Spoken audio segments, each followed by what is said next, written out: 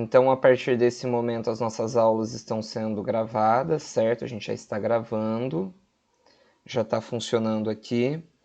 E eu queria pontuar uma coisa com vocês. Eu vou fazer a refacção da prova com vocês rapidamente, tá? Então, eu vou projetar aqui, só que é o seguinte, eu não vou falar as notas, por quê? Porque se eu for falar a nota de um aluno, todo mundo vai acabar ouvindo. E nem todo mundo gosta. Então eu vou refazer a prova com vocês, mostrar a prova e depois a gente vê essa questão das notas aí, tá bom? Então deixa eu projetar a prova para vocês.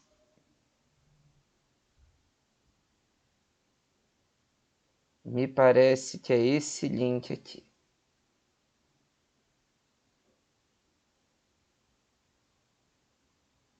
Não, é o link errado. Deixa eu tentar outro.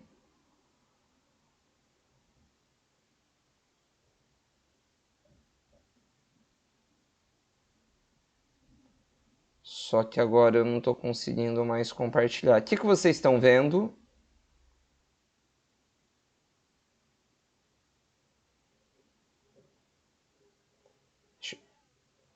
Ah, tá. Mas foi a tela errada.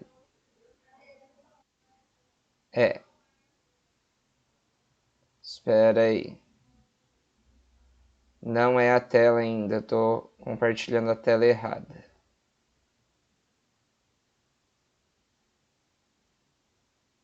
Espera aí que vai travar de novo.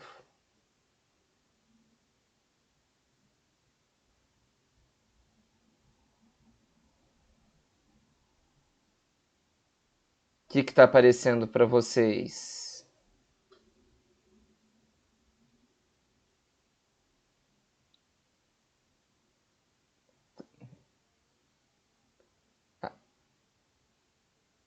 Ah, tá. Mas não é a tela que eu quero ainda. Então eu vou parar a apresentação. Deixa eu fazer assim. Uma janela. Tá.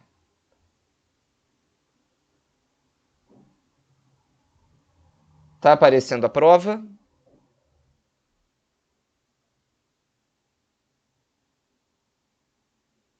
Pessoal, tá aparecendo? Então tá bom. Então vamos fazer aqui rapidamente a resolução da prova, antes que a gente perca mais tempo. Então olha lá. Na Grécia Antiga, as principais cidades-estados foram... Aí, pessoal, a gente estava falando da Grécia, né? Babilônia é Mesopotâmia. Roma não é Grécia. Espera aí que entrou alguém. O Pedro. Bom dia, Pedro. E sobrou pra gente qual alternativa? Atenas e Esparta, que era o gabarito letra D. Então essa é a primeira resposta do nosso primeiro exercício de prova. O segundo exercício, pessoal, diz o seguinte: a história da Grécia Antiga está dividida em alguns períodos que se estendem do século XX ao século IV. São eles: período pré-homérico? Sim. Período homérico? Correto. Período arcaico? Correto. Período clássico? Correto. E o período helenístico, certo? Então, gabarito letra A, conforme nós estudamos. Pessoal, tem alguma dúvida até aqui? Falem comigo.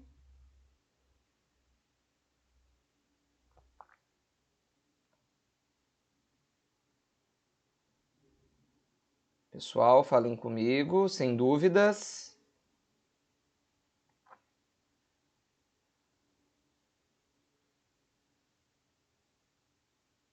Sofia? Sara? Maravilha. Vamos continuando então. O próximo exercício. Na cidade de Atenas, só era considerado cidadão quem nascia na cidade. Logo, os estrangeiros não podiam participar das decisões da polis. O nome dado aos estrangeiros era... Alternativa D, metecos. Lembra que a gente falou bastante disso. as classes sociais em Atenas.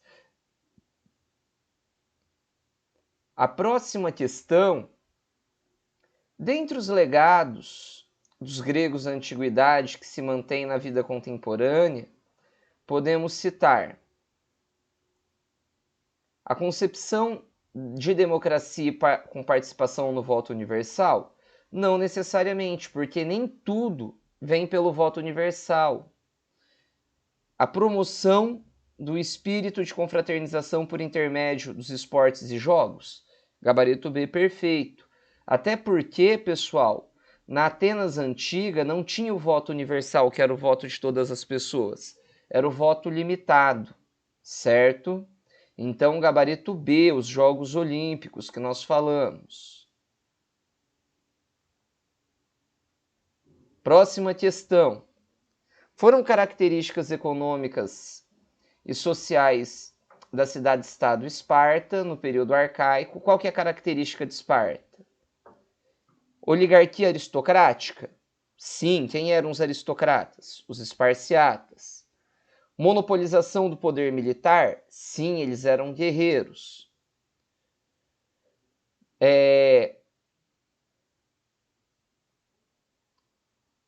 Existia atividade mercantil? Também não, eles eram destinados somente à agricultura e guerra. Gabarito letra C. Correto? Próximo exercício. As três principais características da cidade...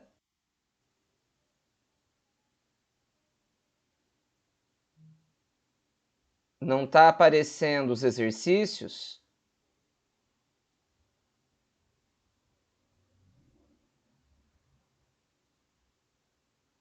Deixa eu ver aqui. Sofia, está aparecendo os exercícios para você?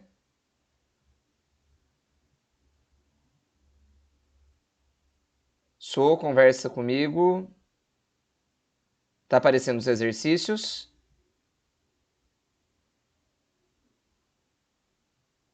Então, Sara, deve ser alguma coisa aí no seu computador. Mas a gente já vê. Então, pessoal, falamos aqui das características, penúltimo exercício, mas eu vou lendo para vocês. As três principais características da cidade-estado de Esparta eram: letra B, xenofobismo, laconismo e militarismo. Também vimos bastante isso. A penúltima questão.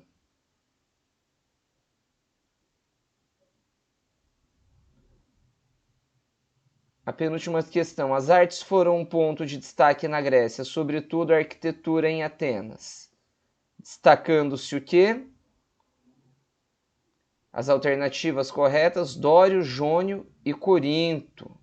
E por fim, o último exercício, xenofobismo, letra C, ódio ou aversão aos estrangeiros. Certo? Então, voltando para a tela de vocês, esses foram os nossos exercícios de prova, certo? Vamos começar nossa aula de hoje, projetando o nosso quadro. Então, a partir desse momento, todos conseguem ver o nosso quadro?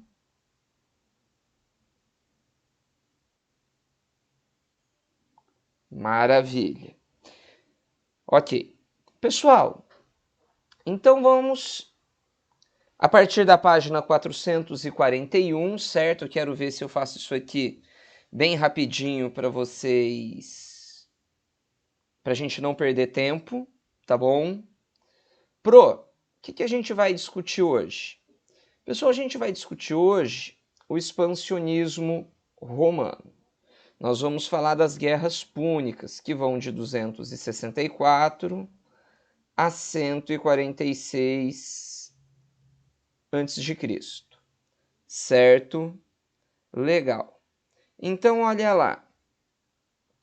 Durante o período republicano, Roma promoveu Roma promoveu seu expansionismo territorial, certo? Esse expansionismo se deu por toda Europa e parte da África no seu norte e da Ásia. Legal. Sabemos então até aqui que Roma promoveu esse expansionismo territorial, certo? Uma das suas intenções era a conquista do mar Mediterrâneo, ou hegemonia, que é o controle total do mar Mediterrâneo. Por que conquistar o mar Mediterrâneo? Porque o mar Mediterrâneo, pessoal, ele era um canal de comércio e comunicação das civilizações antigas. Se Roma conquistasse esse território, todo mundo ia ter que pagar imposto para ela. E, obviamente, Roma, iria crescer e se fortalecer economicamente, certo? Só que existia um problema. Todavia, quem mantinha a supremacia de controle na região era a cidade-estado do norte da África, chamada Cartago, certo? Cartago, pessoal, era quem dominava aquela região, certo? E a partir do domínio de Cartago, Roma resolveu que conquistaria aquele território. Roma, então, organizou algumas expedições.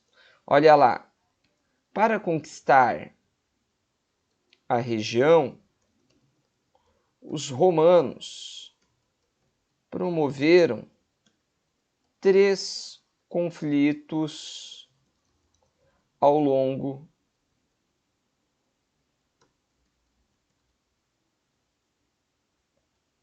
do período destacado acima.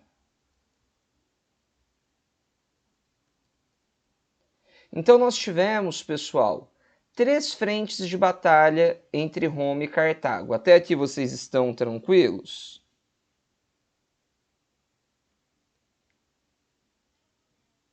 Tá, o que vocês não estão entendendo? Conversem comigo.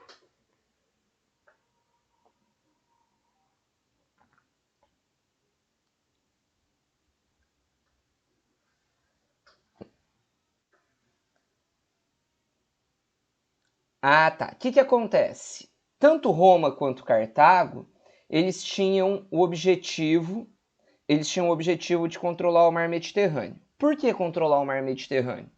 Porque o mar Mediterrâneo ele era um ponto de comércio muito importante. E quem controlasse o comércio no Mediterrâneo, né, controlasse as embarcações, controlasse quem vai, quem volta, iria arrecadar os impostos, entendeu? E isso era importante economicamente para a sobrevivência da cidade. Certo? Conseguiu, Sô, entender agora? Estou vendo aqui você mexendo a cabeça, que eu vim para a tela. Beleza. Sara, Lara, tá tranquilo? Pedrão, tá de boa, cara? Conseguindo entender?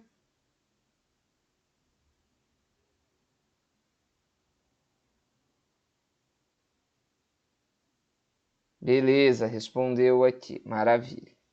Só que as guerras entre Roma e Cartago que recebe o nome de Guerras Púnicas, ela teve 3 frentes de batalha. Quais foram essas frentes de batalha?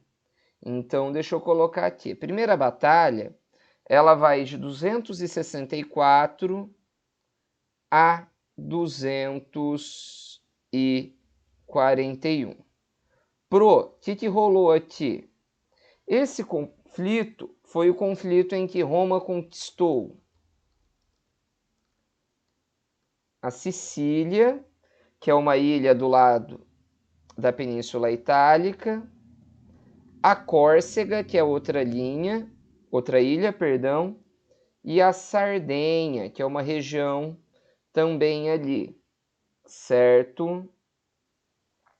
Então aqui, nesse primeiro momento, a gente teve a conquista dessas regiões.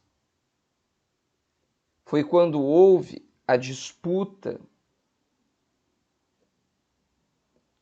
do Estreito de Messina, certo? No mar, deixa eu colocar aqui maiúsculo, no mar Mediterrâneo, certo? Então, essa, pessoal, foi a primeira frente de batalha. Foram 3, conforme eu falei para vocês. A segunda frente de batalha, ela foi entre 218 e 202 a.C. Na apostila está falando 201. Oi. Eu.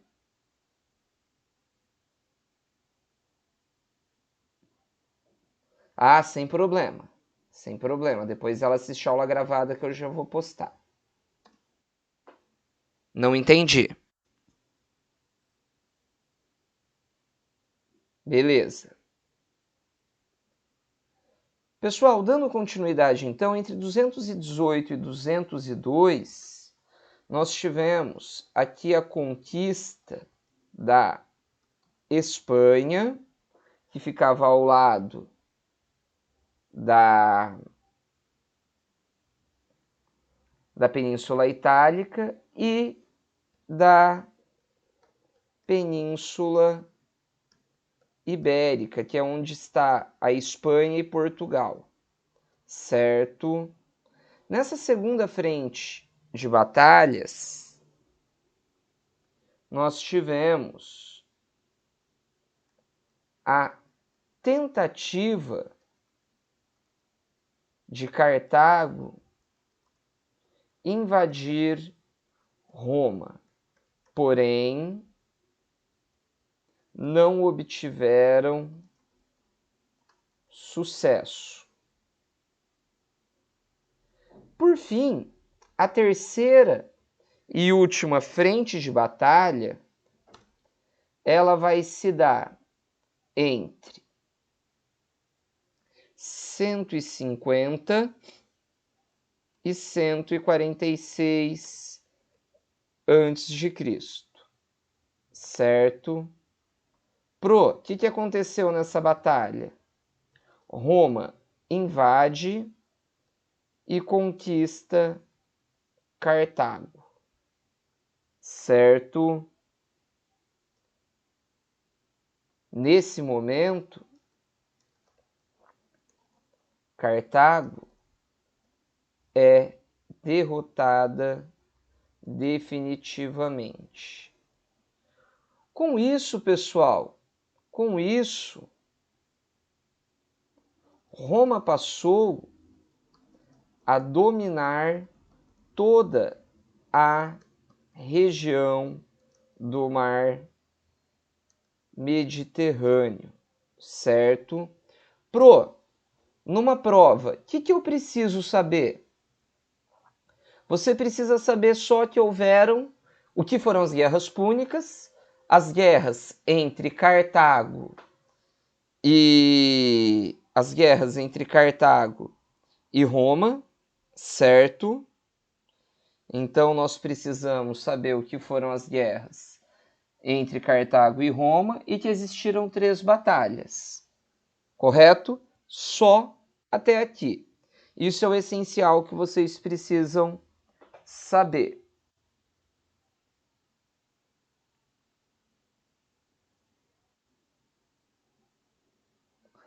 Está na apostila, página 441. Certo? Maravilha até aqui, então. Deixa eu ver. Acho que é basicamente isso. Certo? Só mais um tópico, então, para a gente finalizar. Olha lá. Com a vitória nas guerras púnicas, Roma se tornou a principal potência entre as civilizações da antiguidade. Ou seja, Roma, pessoal, era a mais poderosa, certo? E aí eu vou parar por aqui hoje, porque senão nosso tempo não vai dar para eu falar de tudo, certo? Deixa eu voltar para a tela de vocês.